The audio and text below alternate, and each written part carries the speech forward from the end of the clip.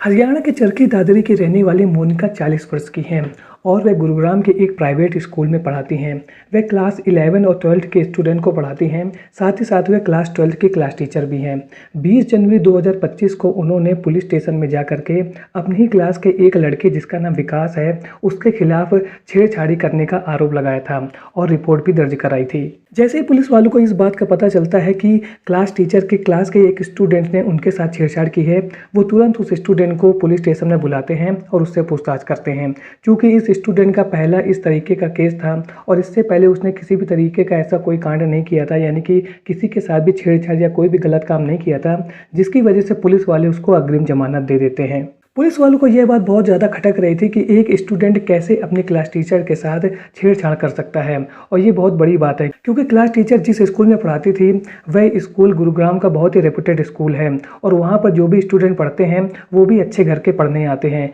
यानी कि वो ऐसे टपोरी टाइप के लड़के वहाँ पर नहीं पढ़ते हैं। और इसी वजह से पुलिस वालों को कहीं ना कहीं संदेह हो रहा था कि इसके पीछे कोई ज़रूर रहस्य या कोई कारण जरूर है। तो क्या क्लास टीचर के साथ रियल में विकास ने छेड़छाड़ की थी या इन दोनों के बीच में कुछ ऐसी कहानी थी जिसके बारे में जब आपको पता चलेगा तो आप लोग यही कहेंगे कि आजकल कोई भी रिश्ता सुरक्षित नहीं है, चाहे वो पति पत्नी का रिश्ता हो, चाहे स्टूडेंट या टीचर का रिश्ता हो। जहाँ पर भी मर्यादा धीरे से कम हो जाती है किसी भी साइड से, वहीं पर इसी तरीके की कहानियाँ हो जाती हैं। तो क्या कहानी थी मोनिका और उसके स्टूडेंट की विकास की, जानेंगे सब कुछ आगे इस वीडियो में। लेकिन इससे पहले आप वीडियो को लाइक और चैनल को सब्सक्राइब जरूर कर लें, क्योंकि ऐसे इंटरेस्टिंग और रियल कहानियाँ मैं आप लोगों के लिए हर रोज़ लेकर के आता हूँ। तो चलिए वीडियो को शुरू करते हैं विस्तार से। इस कहानी को शुरू करने से पहले मैं आप लोगों को ये बात बताना चाहता हूँ कि यहाँ पर जो क्लास टीचर और उसके स्टूडेंट का नाम है, ये दोनों काल्पनिक हैं। केवल कहानी को आपको समझाने के लिए यहाँ पर इन नामों का यूज़ किया गया है, यानी कि मोनिका और विकास जो नाम यहाँ पर रखे गए हैं वो रियल नाम नहीं है, केवल कहानी के अनुसार इनको अडॉप्ट कर लिया गया है, यानी कि इस स्टोरी में रख लिया गया है। तो कहानी की शुरुआत होती है चरखी दादरी की रहने वाली 40 वर्षीय मोनिका से। वो यहाँ पर अपने पति के साथ रहती हैं और वे गुरुग्राम के एक रेपुटेड प्राइवेट स्कूल में पढ़ाती हैं। वे क्लास 11 और 12 के स्टूडेंट को पढ़ाती हैं, साथ ही वो क्लास 12 की क्लास टीचर भी हैं। और इसी बीच में उनके स्कूल में एक लड़के का एडमिशन होता है जिसका नाम था विकास, और उस लड़के का एडमिशन होता है 12th स्टैंडर्ड में, और वो लड़का मोनिका की क्लास में आ जाता है। मोनिका जब भी अपनी क्लास में आकर के स्टूडेंट को पढ़ाती थी तो वे अक्सर विकास से यह कहती थी कि तुम पढ़ने में बहुत ही होशियार हो, यदि तुम और मेहनत करोगे तो तुम्हारा आगे कैरियर बन जाएगा और तुम एक्स्ट्रा टाइम में मेरे घर में पढ़ने आ सकते हो। और वो इस तरीके से उसको एग्ज़ाम में अच्छे नंबर लाने का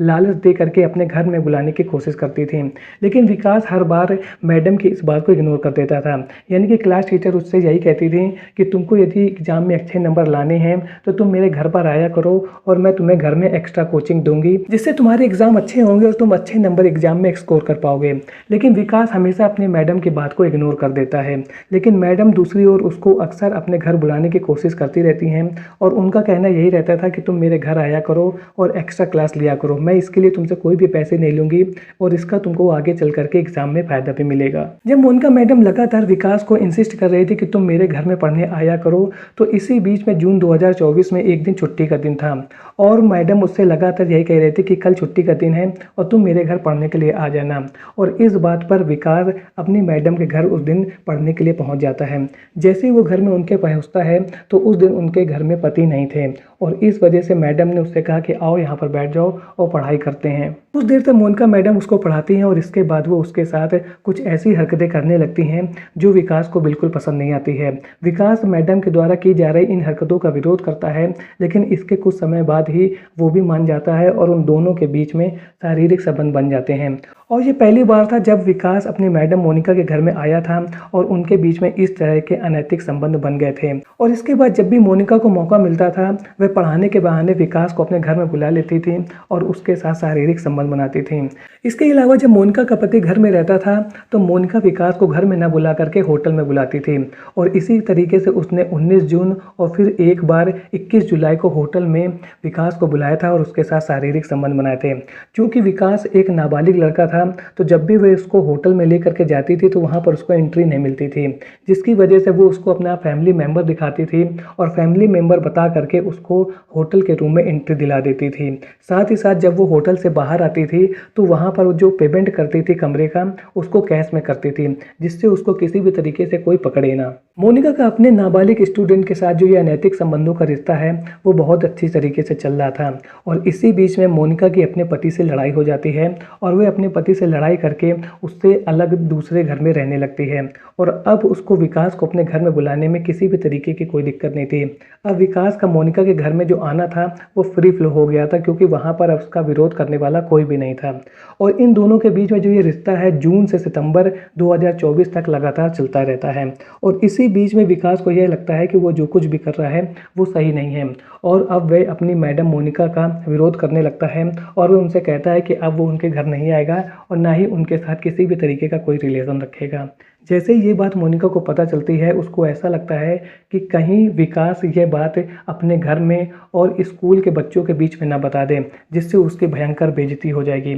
और अपने आप को सिक्योर करने के लिए और विकास के ऊपर प्रेशर बनाने के लिए वह 20 जनवरी 2025 को पहुंचती है थाने में, और वहां पर विकास के खिलाफ छेड़छाड़ का रिपोर्ट दर्ज करा देती है कि मेरी क्लास में पढ़ने वाले लड़के विकास ने मेरे साथ छेड़छाड़ की है। जैसे पुलिस वालों को यह बात पता चलती है, फिर विकास को बुलाते हैं थाने में और उससे पूरी पूछताछ करते हैं। विकास अपनी बात रखता है, लेकिन वो नाबालिग था और उसके द्वारा इस प्रकार जो भी उसके ऊपर आरोप लगाए गए थे, इस प्रकार का आरोप उसके ऊपर पहली बार लगाया गया था, जिसकी वजह से पुलिस वाले उसके कैरियर को सिक्योर करने के लिए उसको केवल वार्निंग दे करके उसकी जमानत कर देते हैं। इसके बाद जैसे ही विकास अपने घर में आता है, वह पूरी बात अपने पापा को और परिवार वालों को बताता है और उन वीडियोस को भी दिखाता है जो उसने अपने मोबाइल में कैद कर रखे थे। ये वीडियो वही वीडियो थे जो उसने मैडम के साथ अनैतिक संबंध बनाते हुए अपने मोबाइल में रिकॉर्ड किए थे, और इन्हीं वीडियो ने आगे चल करके उसकी जान बचा ली थी। जैसे उसके पापा मोबाइल में इन वीडियोस को देखते हैं तो वो पाते हैं कि कैसे उसकी क्लास टीचर मोनिका उसके बेटे के साथ शारीरिक संबंध बना रही है, और इस प्रकार के वीडियो जब वो देखते हैं तो उनको पूरी कहानी पता चल जाती है कि कहीं ना कहीं क्लास टीचर ने ही उनके नाबालिग बेटे का शारीरिक शोषण किया है। और इसके बाद वो अपने आप को सुरक्षित करने के लिए पुलिस थाने पहुंची थी और वहां पर उसके बेटे के खिलाफ रिपोर्ट दर्ज कराई थी। पूरी बात समझने के बाद विकास के पिता 13 मार्च 2025 को एसपी ऑफिस पहुंचते हैं और वहां पर एसपी साहब को पूरी बात बताते हैं। जब एसपी साहब को पूरी बात पता चलती है तो वे पुलिस वालों को ऑर्डर देते हैं कि आप लोग इस महिला को गिरफ्तार कीजिए जिसने इस नाबालिग लड़के का शोषण किया है, और हमारे पास देखिए इलेक्ट्रॉनिक एविडेंस भी है। जैसे ही मोनिका को ये बात पता चलता है कि उसके खिलाफ ही शिकायत दर्ज कर ली गई है, तो वो क्या करती है, जैसे ही मोनिका को इस बात का पता चलता है कि उसके खिलाफ ही पुलिस में कंप्लेंट दर्ज कर ली गई है, 21 मार्च 2025 को वह रिवाड़ी के फास्ट ट्रैक कोर्ट में जाकर के अग्रिम जमानत की अर्जी दाखिल कर देती है और कहती है कि मुझको इस मामले में, और कोर्ट में जाकर के कहती है कि मुझको इस मामले में अग्रिम जमानत दी जाए। लेकिन इसके तुरंत बाद ही वो अपने आप ही इस अग्रिम जमानत की जो एप्लीकेशन थी उसको वापस ले लेती है और फरार हो जाती है। जैसे ही मोनिका फरार हो जाती है तब पुलिस वालों को इस बात का बिल्कुल श्योरिटी हो जाती है कि कहीं ना कहीं मोनिका ही गलत है और उसने अपने आप को बचाने के लिए एक फर्जी केस विकास के ऊपर लगाया था। इसके बाद मोनिका दूसरी बार 7 मई को एक बार फिर से अग्रिम जमानत की एप्लीकेशन देती है, जिसको 14 मई को खारिज कर दिया जाता है। लेकिन वो लगातार कोशिश ये कर रही थी कि उसको किसी न किसी तरीके से इस मामले में अग्रिम जमानत मिल जाए। फिर वो पहुंचती है 6 जून को पंजाब हरियाणा के हाई कोर्ट में और वहां पर जाकर के एक बार फिर से अग्रिम जमानत की एप्लीकेशन दे देती है। इस अग्रिम जमानत की जो एप्लीकेशन उसने दी थी, जिस पर फाइनली 20 जून को एक बार फिर से जो हाई कोर्ट है उस पर बहस करती है और इसके बाद में एक बार फिर से मोनिका की जो अग्रिम जमानत की एप्लीकेशन थी, डिमांड थी, उसको खारिज कर देती है। जैसे ही अग्रिम जमानत की याचिका खारिज होती है, पुलिस वाले मोनिका को गिरफ्तार कर लेते हैं और उसके ऊपर पास्को एक्ट के अंतर्गत केस दर्ज किया गया है, यानी कि उसने नाबालिग लड़के का शारीरिक शोषण किया है, जिसको लेकर के उसके ऊपर केस दर्ज कर दिया गया है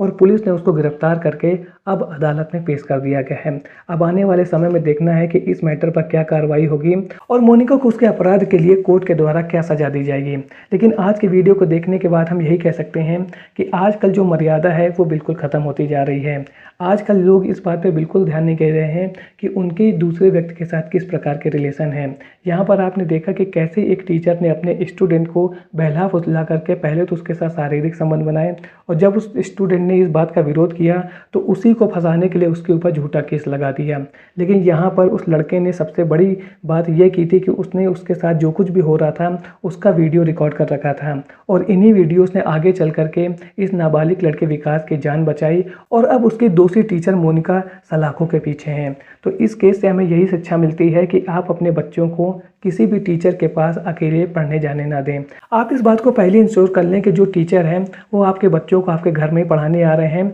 और आप बीच बीच में जा करके उस कमरे को ज़रूर चेक करते रहिए कि दोनों लोग क्या कर रहे हैं, वो पढ़ा ही रहे हैं या कुछ और कर रहे हैं, जिससे इस बात की श्योरिटी आप लोगों को ज़रूर बनी रहेगी कि आपके बच्चे घर में पढ़ाई कर रहे हैं और कुछ दूसरा काम नहीं कर रहे हैं। आज का वीडियो आपको कैसा लगा कमेंट सेक्शन में ज़रूर बताएं। मिलता हूँ ऐसे एक और नए इंटरेस्टिंग वीडियो में, तब तक के लिए थैंक्स फॉर वॉचिंग।